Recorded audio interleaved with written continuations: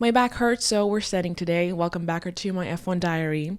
Before I talk about this horrendous race, let's talk about some other things that happened this weekend, including but not limited to Pierre Gasly, who extended his contract with Alpine to at least until 2028. I guess he didn't really have other choices, like for other teams to go to. And I think he also believes in Alpine's abilities from next year on with the Mercedes power unit. So good luck, I guess. Then we have the Ferrari special livery and special suits and everything. The livery is, of course, referencing the 1975 championship winning Ferrari of Niki Lauda. It would look much better without all the HP logos, of course. But I feel like I need to come to terms with the fact that they're not going anywhere in the near future. So yeah, there's that. Their suits are actually great though. I really like the suits. Again, apart from the HP logos, but again, I need to stop worrying about that. They have like squiggly embroidered white lines all around and like the Italian flag at the bottom. I really like it, a little more white than usual. It looks really good. But then they have blue fireproofs and blue boots. Kind of makes them look like Smurfs, but overall it's not too bad. Anyways, Monza is not a great track for McLaren because the McLaren are a naturally very draggy car, and in Monza you need the least amount of drag as possible. So I was kind of worried about that, and rightfully so. They were not doing super great in the practice sessions and then had a few very scary scares in qualifying. And then in the race, they clearly did not have the pace to get Max, who also got pole and also won. So McLaren were thinking, how can we make this about us again?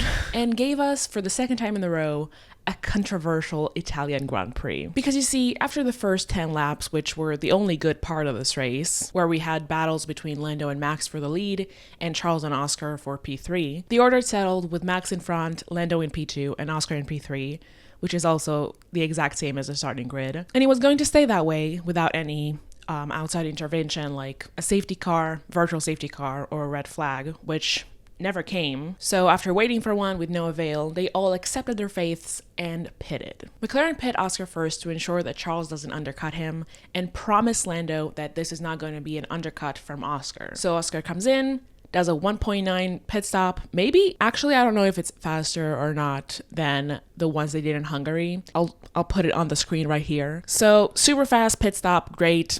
Very proud of the McLaren crew. He goes out, Lando comes in a lap after. And he's stationary for almost 6 seconds because the front left, I think, wasn't going on properly. Which means that when he comes out of the pits, Oscar is already ahead of him. So while I'm screaming, crying, throwing up about how unfair this is again to Lando, who has done literally nothing wrong to be in this position, McLaren tells Oscar to swap positions, which he does, and as much as I'm surprised with McLaren intervening, I do think it was the fair decision, exactly for the same reason I think it was fair to swap them in Hungary last year. Lando was ahead the entire weekend. He has done nothing wrong to be in that position. The team are the one who messed it up, so it's their responsibility to make it right again. Obviously this year things are a bit different as Lando and Oscar are battling for a championship, so the stakes are much higher, but also this wasn't for the win. Thank God. I mean, obviously I want one of them to win every weekend, but if this was for the win today, it would have been much worse for everyone involved. And honestly, I'm not really sure that McLaren would have intervened if that was the case. So yeah, because it's a P2 and P3, it's not that big of a deal. Granted, of course, as someone who's favoring Lando for this championship, this outcome served my driver more, so I'm obviously less upset. But I said it before, and I'll say it again, I love Oscar as well. And this situation is shitty for both of them. Because once again, for some reason, the drivers are the ones getting the hate when the teams is at fault. I'm also pretty sure they booed Lando on the podium, which don't even get me started on. But yeah, this just adds fuel to the fire between Lando fans and Oscar fans. And as someone who loves both, I hate it. And I just wanted to reiterate my hopes for this championship, just to not be saying them retroactively. It is pretty obvious that I am rooting for Lando, and the reasons for that are I like him slightly more than I like Oscar, and also mainly I just know the amount of shit that he will get if he doesn't win it this year. So my dream scenario is that Lando wins it this year, McLaren figure out the new regulations immediately, Oscar wins it next year, and then from them on they can trade for eternity also with Charles in that mix somehow. Because at the end of the day, I really don't care how much championships they each have or who has more. I just need both of them to have one. So whatever happens this year, it's gonna be good and I'm gonna be happy. Honestly, I don't even think it clicked for me that it's gonna be one of them and it's gonna be like a first time champion, which is like extra insane. But I just want it to be close and entertaining to the end with no more controversies. Is that too much to ask? Apparently, yes. I will say this though, again, as usual, Lando and Oscar remain super fair and respectful of each other, both on and off track, which again is one of my favorite qualities about them. So I know they're gonna be fine with whatever's gonna happen. It's just everything around and all the hate that is really bothering me. I also don't know how can anyone scream sabotage in this situation, because like they sabotaged Lando with the slow stop and then sabotaged Oscar with asking to swap the places. Like you can't sabotage both drivers. Who's driving the bus? So yeah, that was McLaren. And now for everything else that happened in the race. As I said, Max got pole and won, which is a bit concerning. He said after the race that the car felt great and he really enjoyed it. I don't like this. I really hope McLaren get their shit together and be 1-2 everywhere else. So yeah, Max won by like 20 seconds almost. He did have a classic Max Verstappen moment with Lando into turn 1. I mean, even before turn 1, he kind of pushed Lando into the grass and then cut the chicane, which infuriating to watch, to be honest. But then he was told to give the position back, and then he stayed in Lando's DRS. And again, the McLaren is very draggy and is basically a sitting duck on the straight. So Max was able to get Lando again, and that's it from then. It was just, that's it. Yeah.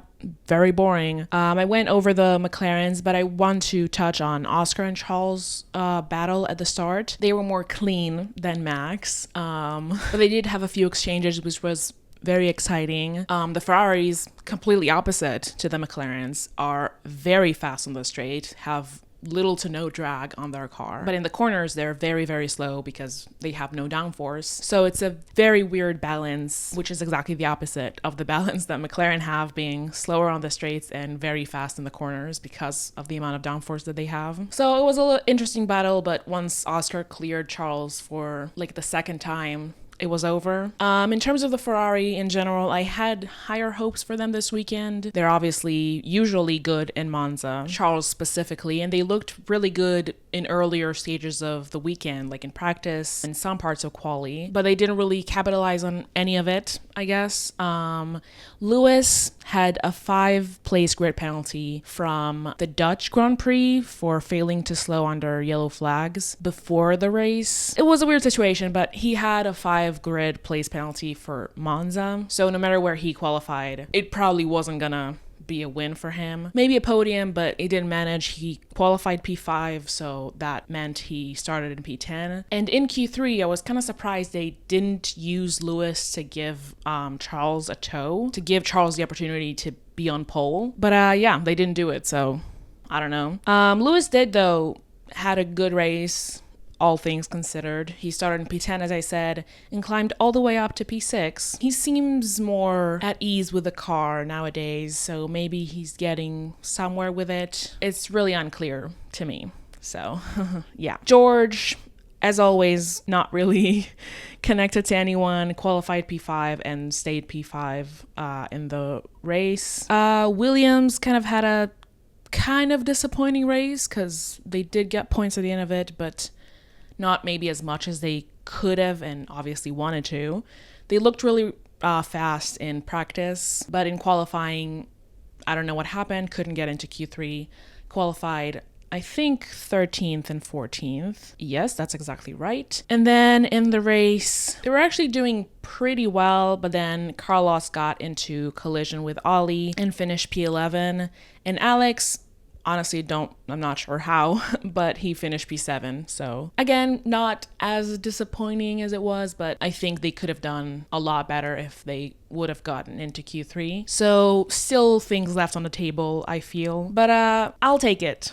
I'll take it for them. Some more disappointment for Nico Hülkenberg and Fernando Alonso, who both DNF'd. Or, I mean, Nico didn't start even. He qualified P12, which is pretty good. But then in the formation lap, he was told to box to retire the car. So yay. And then Fernando, he qualified P8, so really well, and he was going really well in the race as well. But then he had a suspension failure, which made him DNF. So pretty disappointing from both of them. Also, Kimi had a pretty disappointing home race, another home race for Kimi. He qualified P6, but at the start of the race, he dropped to P10 and then finished in P9. But two other rookies were having a great time.